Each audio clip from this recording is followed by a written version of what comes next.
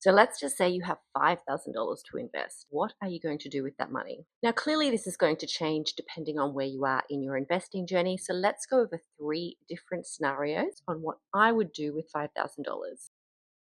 So let's start with the first scenario where you're just starting out investing. Maybe you've never invested before, but you want to take it a little bit more seriously. Here is where you want to concentrate on building your foundation first before you bring in any sort of complexity. The goal here is to provide a stable foundation. You don't really want to have to overthink this, not in the beginning. You really just want something that's going to be stable and work long term. Here, I wouldn't even split up that $5,000. I would just put it straight into an ETF. Something with broad market exposure is a really good option. So that's going to be something that follows an index like VAS, Vanguard's Australian Shares ETF.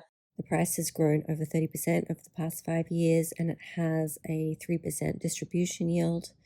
Other good options are A200, which is Beta Shares Australian 200 ETF, and IOZ, which is iShares Core S&P ASX 200 ETF. They both have similar growth and distribution to VAS. Or if you want to include some dividend income, then VHY, Vanguard's High Yield ETF, is also good. VHY has grown over 36% over the last 5 years, and it has around a 7% distribution yield. But there's other good options like SYI, which hasn't grown as much, although it has a high 12% distribution yield. And HVST, Beta Shares Harvester, which pays monthly, hasn't had much growth over the last 5 years, but does pay a healthy 6% distribution yield. So it really doesn't matter where you put your money here. Here, you just want to set your base. Your first $5,000 here shouldn't be about doing anything crazy, just getting you into the stock market, getting a feel for what investing is like, and just following a broad market index. So just putting that money into an index ETF, that's going to give you diversification. Diversification is always going to be your first goal when you start investing, and ETFs have diversification because they hold so many companies. It just means you're going to lower your risk and follow the market averages. It's going to be a lot simpler. You don't have to try and think about what companies you want to invest in. It's just an easy way to start. Now, scenario number 2, you've already got some money invested. Let's assume you have between $10,000 and $20,000 already invested, which is a pretty good base. This is where now you start to add structure to your portfolio. You're not starting from scratch now. You have a base. You should have a foundation. So now you just want to layer in something a little bit different than you already hold. There's quite a lot of different things you can do here, but it's not a bad idea to put that $5,000 into international exposure. Let's assume that you already have a pretty good base of Australian stocks. You don't want to overpower that with international stocks or international ETFs, but having 10 to 25% of your portfolio in international companies, great idea at this stage. You could go with a broad market index. I particularly like iShares IOO. They follow the top 100 companies globally. It's grown over 100% over the last 5 years. But if you want some income, which is more rare with international ETFs, Vanguard's VVLU is pretty good. It's their Global Value Equity Active ETF.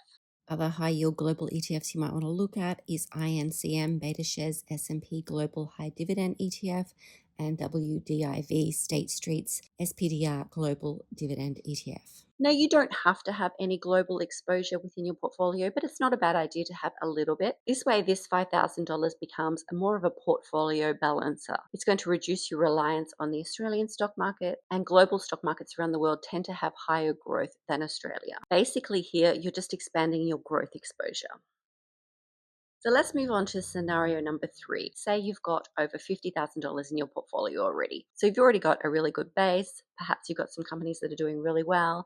Maybe you've got some growth. Maybe you've got some income. So here I would use the $5,000 to elevate your current portfolio. Because you already have your foundation, you don't need to use it there. I'm going to assume that you have some pretty good diversification. So now it's just improving on what you're already doing. I would first top up any underweighted allocations in my current portfolio. I would have a look and see which companies or which funds are underweighted, or I might put some more money into some high yield ETFs or companies. Generally, you're just trying to rebalance and make things more even, because often at this stage, one or maybe two of the companies have started to overpower and become larger in your portfolio. So you're just trying to rebalance things. So the 5,000 becomes less about building and growing and more about evening things out. It becomes more about refinement here. So it's just topping up any underweighted holdings. It might be finding another sector that you haven't invested in yet that you might want to have some more exposure to. It's just adding to what you're already doing.